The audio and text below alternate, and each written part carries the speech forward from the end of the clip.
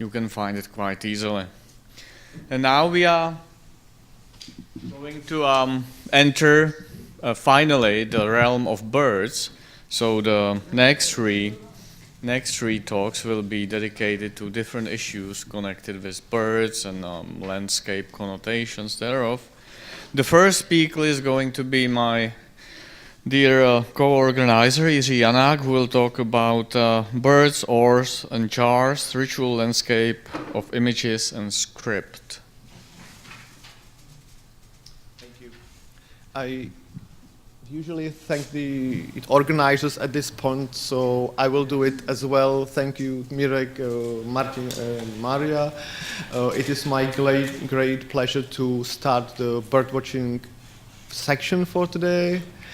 And for my talk, I would love to pick this particular bird. It's the northern bald ibis, the Ach bird, as you might know it. As some of you might know, for 10 years I have been interested in two birds especially. This is the first one, the northern bald ibis. It's the Ach bird, and the other one is the saddle-billed stork. It's the Ba bird. Because as for my PhD, I started with the Ka, so the obvious choice was the Ach and the Ba. So that's how I began to, I became an bird watcher. So for this particular bird, the past 5 years I have been trying to summarize the proofs for the presence of the bird in ancient Egypt. The thing is, as for this particular bird, we have almost none. We know the sign. The sign is quite usual in script, in text, especially relating to afterlife and blessed dead. But there is, as far as I know, only one piece of bodily remains of the birds from 4000 BC. We have no textual evidence for the presence of the birds, no text dealing with the bird itself, only with the Ach concept. We have no mummy of the bird, which is very striking, especially for the late and Ptolemaic period when the Egyptians mummified almost everything that moved. And we have thousands of mummies of ibises, mainly the sacred ibises and the glossy ibises, but none of them have been identified as the northern bald ibis. As for the artistic representation of this bird, there are only few, at least, I think there are two at the marsh scenes. We might heard about them the next presentation, but I think one of them might be a really badly done hoopoe, and the other one is just misplaced there, similarly as a barn owl. But as far as the evidence for the presence of the bird in ancient Egypt, there is almost none. What we can work with is the paleography of the sign. As you can see from these few pictures, the representations of the birds fit quite well with the natural model, I mean the bird itself, for the early Egyptian history and for the beginning of the Old Kingdom. But from the Middle Kingdom onwards, the depiction of the bird doesn't really fit with the natural model. Either the shape of the bird is not fitting, or the coloring is not fitting, or both is totally out of place. What I do like especially is this picture. This one comes from the tomb of Khnumhotep at Beni Hassan. The tomb was nicknamed the Atlas of Birds. Almost everyone, every bird matches with the natural model, but this is totally out of place. So this is really a nice proof that whoever did the picture didn't know how the bird actually looked like. So to sum up, it seems to me, at least it seems to me, that after the Old Kingdom, the northern bold ibis was not present in Egypt anymore. It probably began to migrate through elsewhere, maybe through from Ethiopia to Syria, not across Egypt or over Egypt, but through the Red Sea and elsewhere. But there is one problem I needed to deal with, and it's this problem. It's a so-called Vogellauf ritual, when the king is depicted with holding the bird in his hand, and the earliest attestation for this depiction comes from the time of Hatshepsut. So, as for me, as for the beginning of my research, it seemed that I have a proof for the bird from ritual scenes from the time of Hatshepsut, and I was almost certain that there was no bird like this in Egypt. So what to do with it?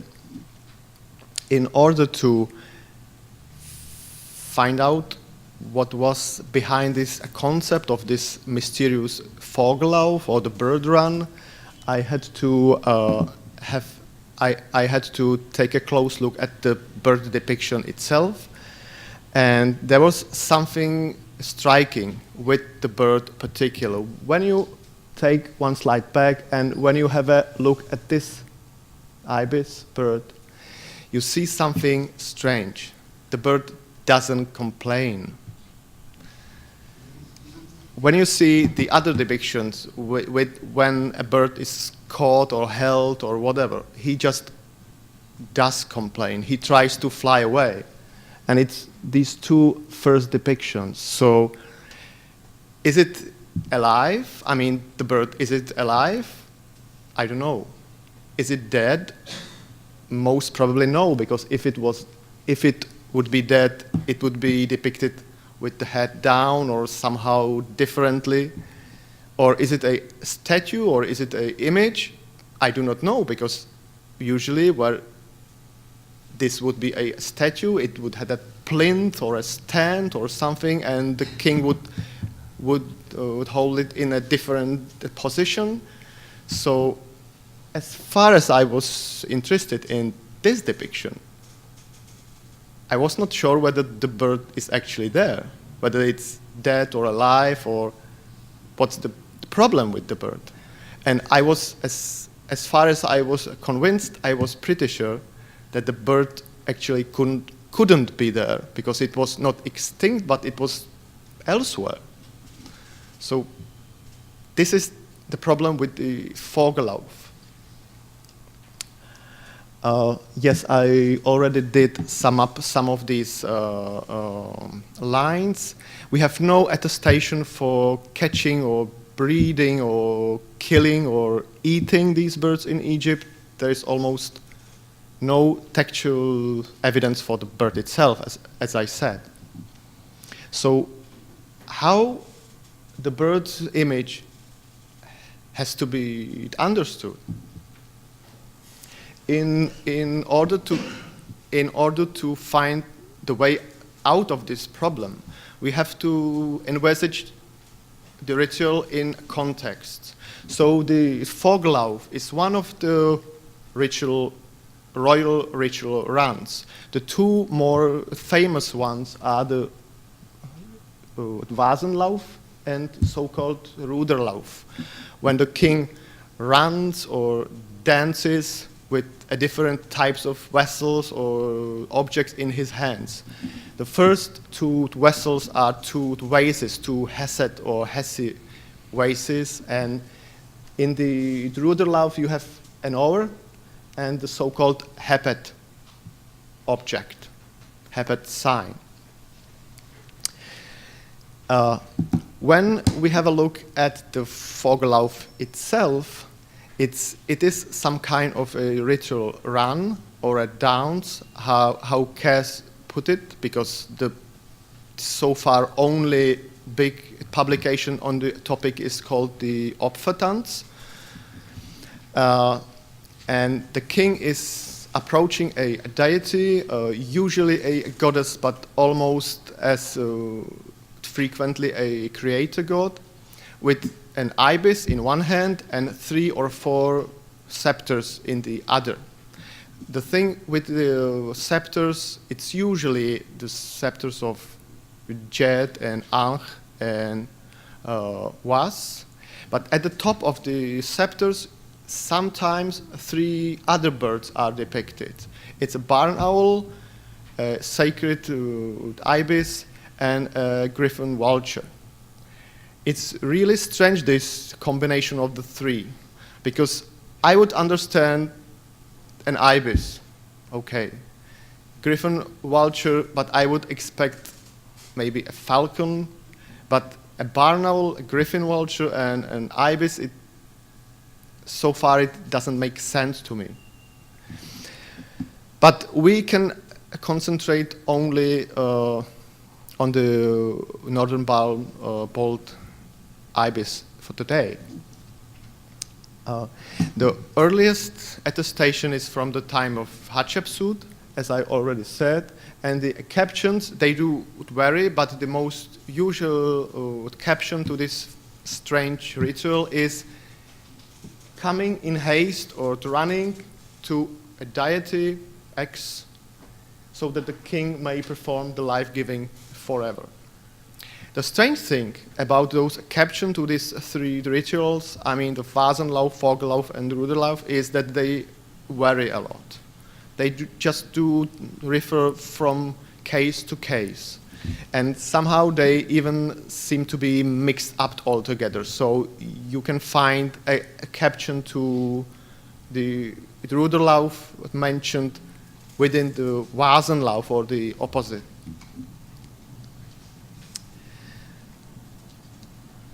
If we would concentrate on the other 2, I mean the Ruderlauf and Vasenlauf, the king is depicted there similarly to the Vogellauf, but the important thing with these 2 other runs is that they usually come together. You usually find Ruderlauf and Vasenlauf together, usually at the opposite side of a doorway or at the opposite walls, and like this.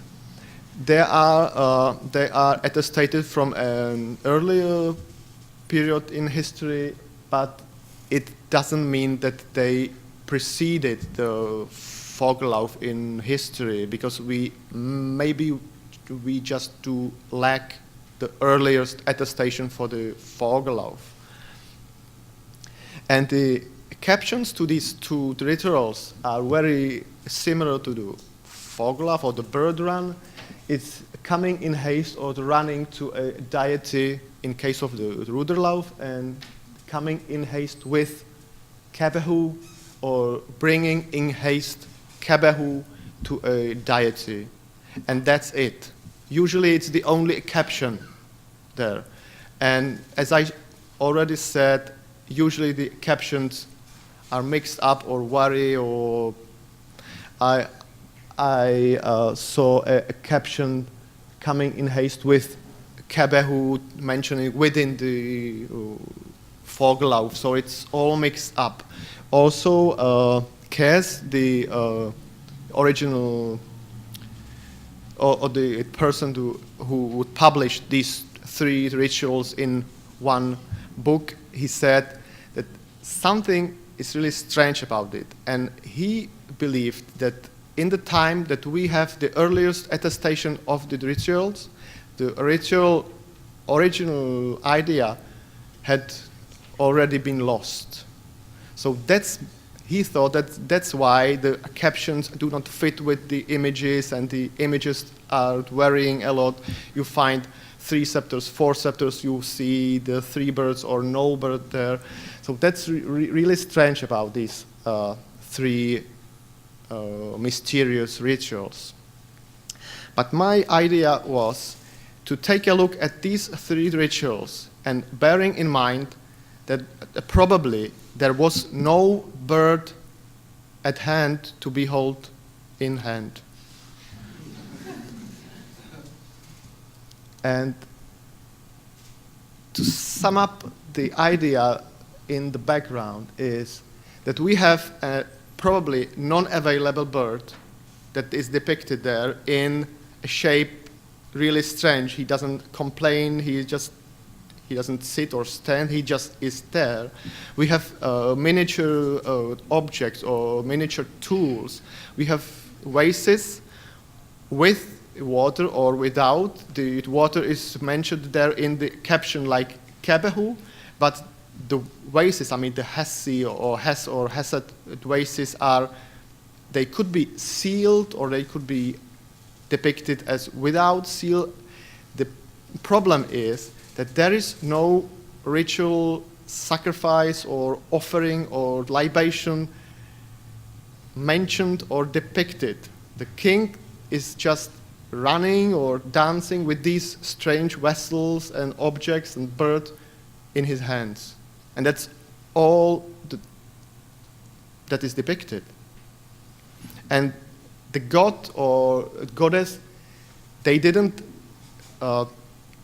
not receive or take any offerings. So it's really strange what happens at these pictures.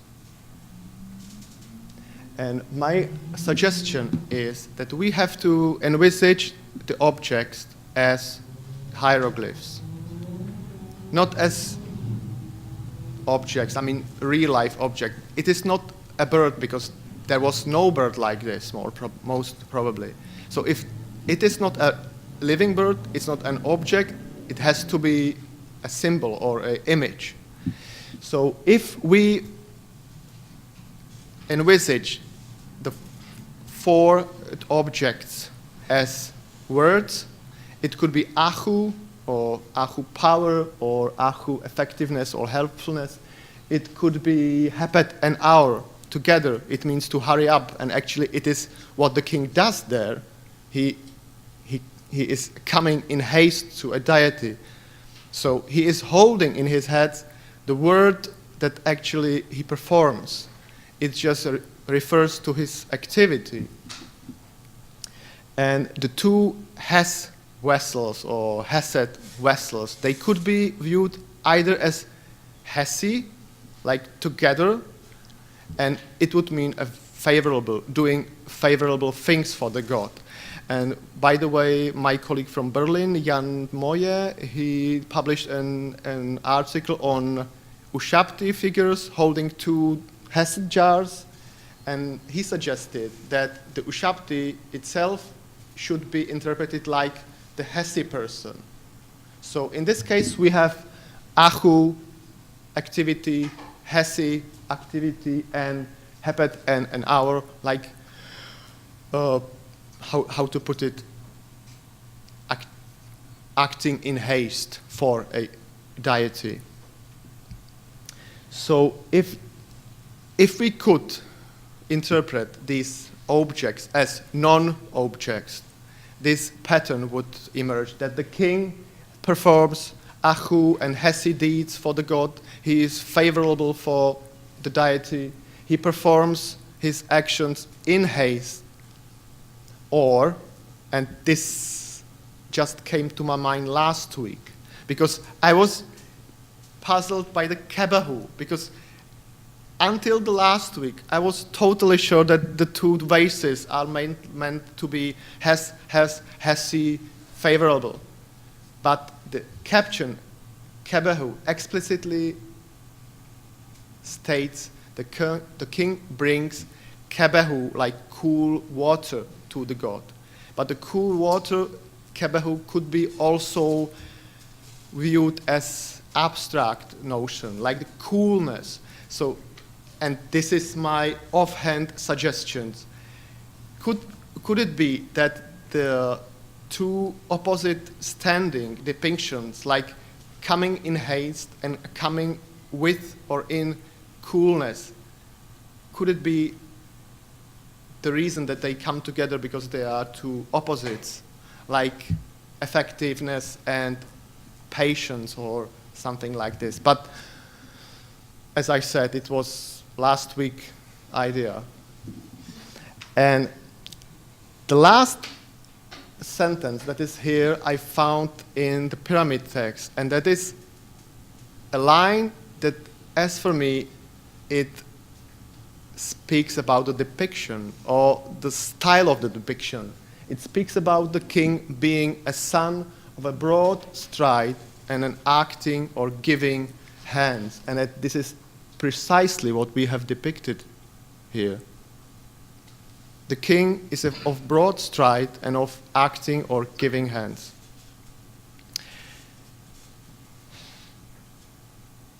Originally, I planned to stop the presentation here, but I must be honest with you, and there is one more explanation for the bird being held in the hand of the king. And the explanation is that the earliest attestation is a copy of an old kingdom scene. Usually I thought it is a huge gap from the old kingdom to the first attestation during the king's Hatshepsut time. But last year or 2 years ago, my two colleagues, Mohammed Megahed and Hanna Vymazalova, they found an old kingdom predecessor for the legend of the divine birth of the king. So who knows? It could be a copy of a copy of. So, but anyway, it could be a copy. But I still think that the bird doesn't complain, and it's actual image of a word, not an image of the bird itself. So that was my, how to put it, it was my preliminary report on my study. Thank you very much.